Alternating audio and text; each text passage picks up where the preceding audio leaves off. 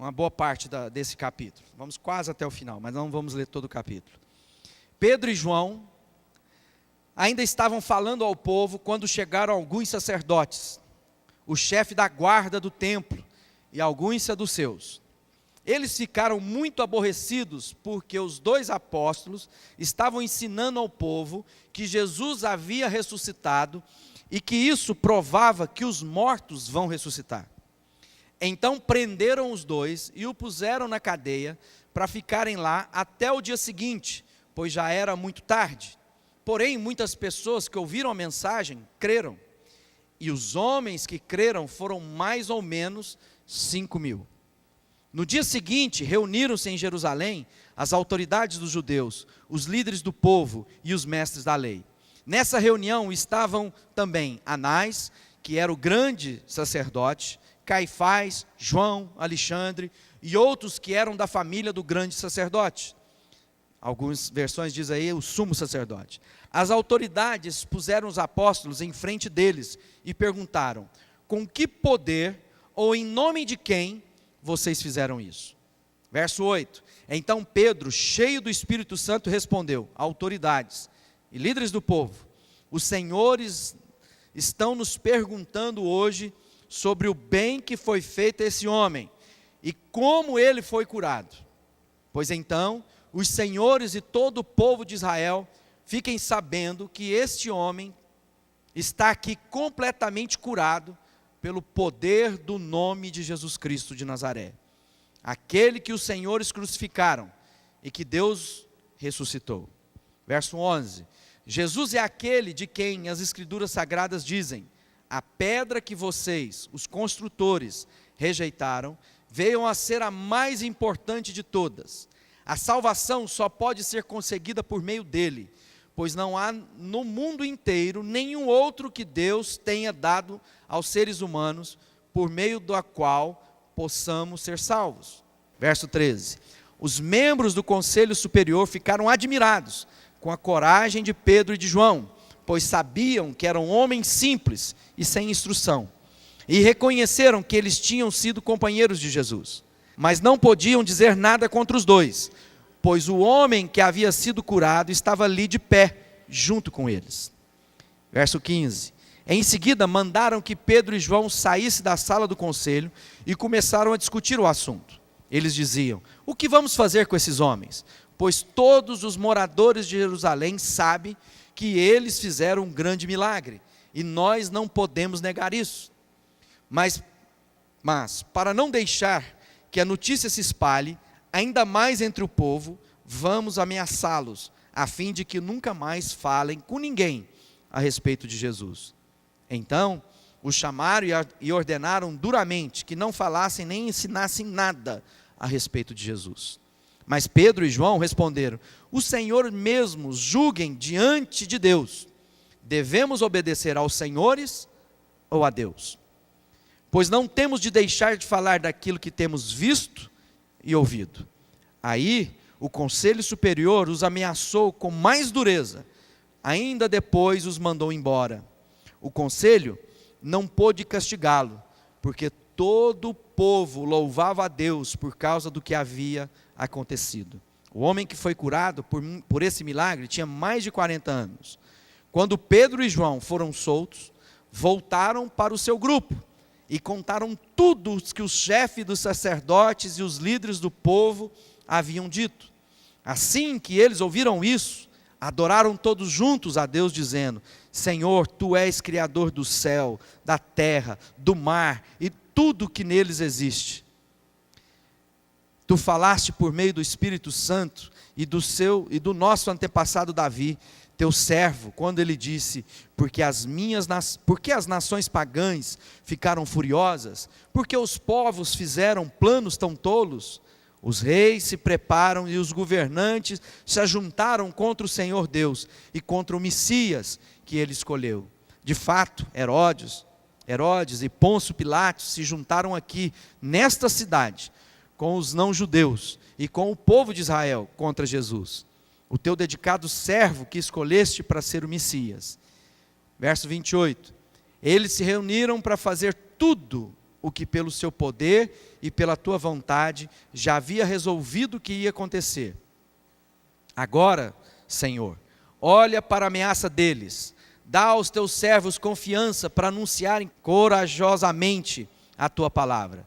Estende a mão para curar, a fim de que, por meio do poder do nome do teu dedicado servo Jesus, milagres, maravilhas sejam feitas. Quando terminaram de fazer essa oração, o lugar onde estavam reunidos tremeu.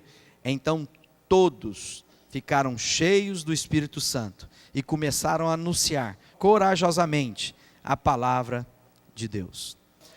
Aqui no capítulo 3 trata de Pedro e João indo para o templo orar, e naquela ocasião havia ali um homem que por 40 anos, mendigava a porta do templo, ou do pátio do templo, e naquele instante onde Pedro o viu, juntamente com João, disse, em nome de Jesus seja curado.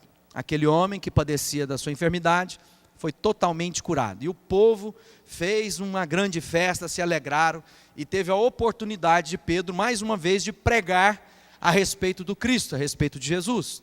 As pessoas ouviram aquela mensagem e se entregaram a Cristo. Então nessa trilha, nessa caminhada agora, nessa jornada, não é o que a religião diz, não é o que a Igreja Sal da Terra fala, mas é o que a Bíblia diz para nós.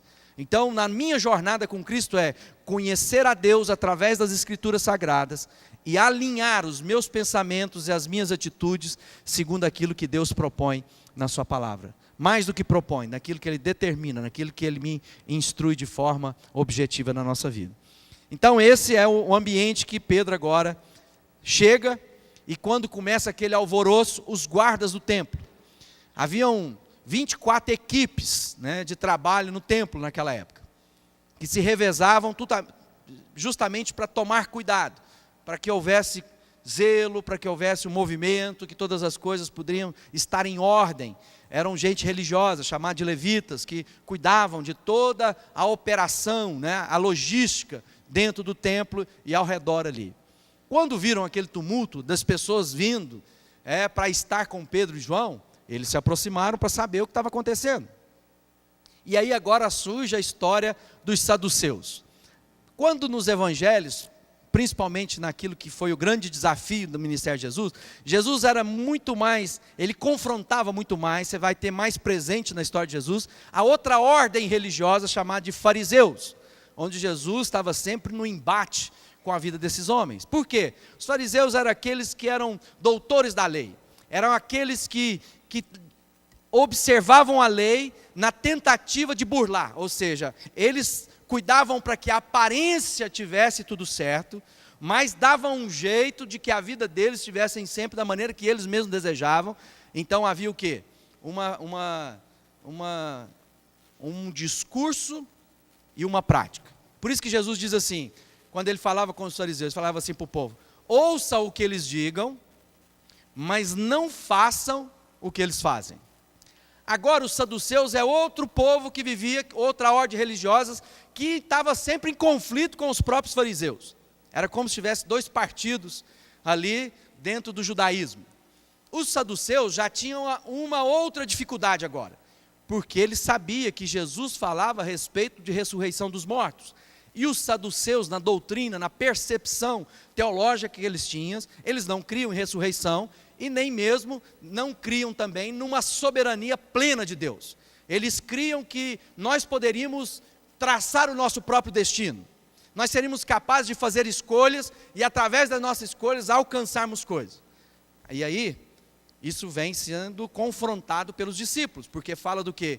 De uma presciência de Deus, fala a respeito de que apesar de que aqueles homens maus tiveram uma ação contrária contra o justo de Deus, Jesus Cristo, aquilo era algo que Deus já estava determinado por Deus desde a antiguidade. Então havia sempre o quê? Um embate teológico ali no momento.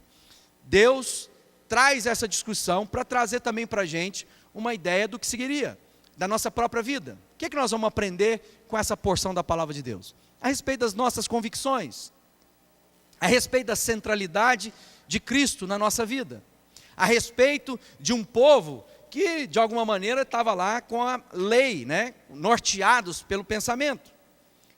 quando a gente vê lá Jesus no embate com os fariseus, a partir de agora, no livro de Atos e no decorrer, nós vamos ver os discípulos de Jesus num debate maior com os saduceus do que propriamente com os fariseus daquela época. Diz assim: eles ficaram muito, verso 2, muito aborrecidos, porque os dois apóstolos estavam ensinando ao povo que Jesus havia ressuscitado, e portanto, que isso provava que os mortos vão ressuscitar.